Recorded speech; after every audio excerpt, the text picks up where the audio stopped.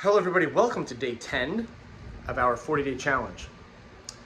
Just very quickly, before I get to tip number 8, let me remind everybody, if you have not been taking your blood glucose manually, you are making a very big mistake, especially first thing in the morning. Only about 30% of the monitors have been accurate, and most of them are off by at least 20 points. Some of them are off as far as 40 to 45 points. That's pretty dramatic. So if you're walking around and your blood glucose is 90 to 95 in the morning, I encourage you, it's probably not. Why am I saying that? Because only 30% of the 10 people who have manually checked it each morning, 7 of them are getting pretty dramatically inaccurate readings.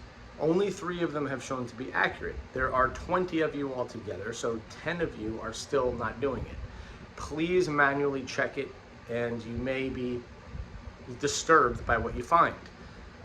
It's a big deal to check and make sure that this is true, unless you want to live like the rest of the population where ignorance is bliss. Didn't you know? Haven't you caught that email yet?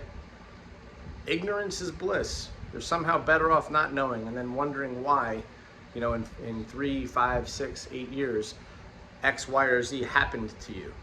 This is not the way to live, guys. It's about finding out what's going on and just fixing it.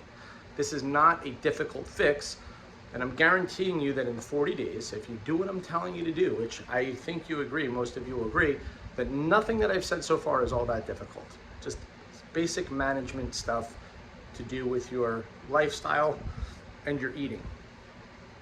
So that brings me to tip number 8. Quick review. Number 1, protein, lots of it. 2, fiber. I'd like you to try to push it closer to 35 to 40 grams a day. If you are already eating very little fiber, meaning like 10, 12, 15 grams, just try to increase it by about 50%. The average American is only eating on average about 15 grams of fiber, so try to push it up to 22, 23, 25 grams and gradually increase it over time. This will absolutely have effects on blood glucose and overall satiation.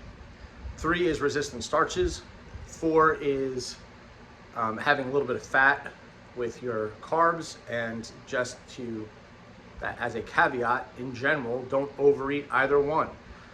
So in general, the message is don't overeat, period. If your glucose is running high, you likely have some weight to lose.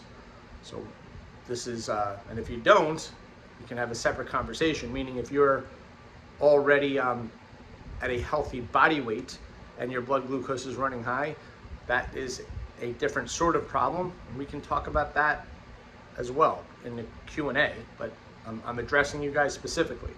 So if you guys say to me, hey, you know what, Tom, I don't need to lose weight, but my blood glucose is 120, then ask the question. But so far, everybody whose blood glucose is running high needs to lose 20, 30 pounds.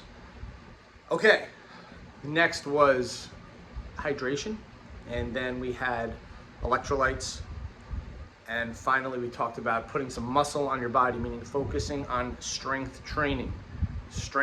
That means that when you're lifting the weights, they actually feel challenging, they feel difficult. That doesn't mean train to complete muscle failure, but it means that you lift the weight 8, 10 times. Let's say you're doing 10 reps and you couldn't possibly do 12, and you do that for a few different body parts a few times a week. All right, so today we're going to talk about, I'll make sort of 2 tips in one. One we have alluded to in the manual for 18 years, but I also talked about it in my interview with Mike T. Nelson, which is NEAT, non-exercise activity thermogenesis, which means simply you try to move more. The biggest thing that I stomp my foot about is get a standing desk. People that have a job where you're sitting behind a desk, get a standing desk. Invest in one. You don't have to stand the whole time. They make desks that go up and down. So if you can stand for 10 minutes and sit for 10 minutes, and you do that throughout the day, then you're and you're an 8-hour day and you're standing for 4 hours and sitting for 4 hours, you're going to burn way more calories. You're going to be doing your back and your hips a favor, your knees a favor, your neck a favor. My biggest thing with standing desks is when you have a standing desk, you also have to adjust the monitor. So when you stand up, you can't be looking down at your monitor. The monitor has to be straight ahead. Otherwise, you're going to have a different problem called a neck problem. We already have a problem looking down all the time anyway in society due to phones and whatnot. So find ways to stand. Neat in general would be things like, speaking of going up to your desk in that office building, take the stairs. Park further away in the parking lot on purpose. You do things in general to find ways to be more active. That's neat. Non-exercise activity thermogenesis. You're not devoting a half an hour to exercise, you're choosing to find ways to exercise your body and move more.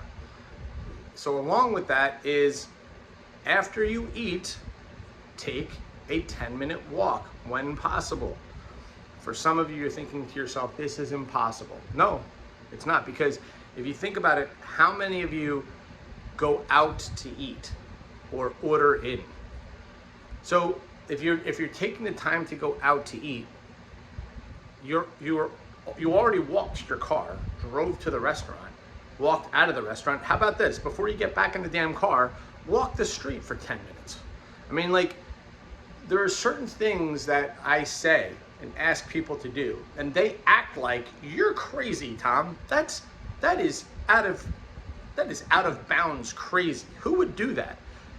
Just hear what I did. You just walked to your car, drove to a restaurant, stuffed your face, paid the bill. You're about to walk to, instead of walking to the car, walk your ass down the street a little bit further for 10 minutes. Now, why do I say that? Because it's been shown, and I alluded to this in my interview, that for some people, walking just 10 minutes after a meal is as effective as the #1 medication to treat high blood glucose, which is metformin. It is as effective. So if you're committed to taking a 10-minute walk after each meal, you're essentially giving yourself a very effective dose of a very effective medication. Okay, so now you may not be able to do that every meal. Maybe it's not practical, maybe it's raining outside, but how about this? Just find ways to be more active. Maybe you stand up and do the dishes. Maybe you stand up and do something, for 10 minutes that needs to get done, some chore. Maybe you make the bed. Maybe, you go shower. You stand up and you shower your body. You do something that is active.